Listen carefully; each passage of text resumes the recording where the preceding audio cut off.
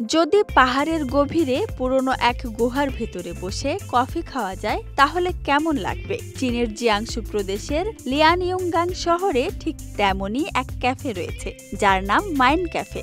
এটা শুধু একটি ক্যাফে নয়, বরং ইতিহাসের ভেতর দিয়ে এক অনন্য যাত্রা, যেখানে শিল্প আর আধুনিক বিলাসিতা একসাথে বেঁধেছে রোমাঞ্চের বাঁধন।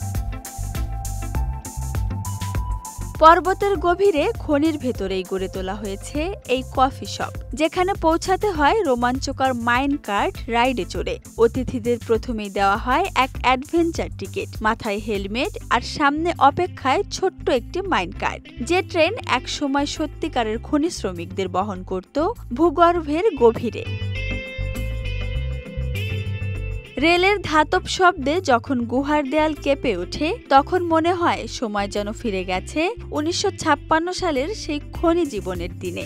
মাইন ক্যাফের স্রষ্টা গু সিন নিজের শৈশবের স্মৃতি আর ইতিহাসের গল্প মিশিয়ে তৈরি করেছেন এই অনন্য ক্যাফেটি।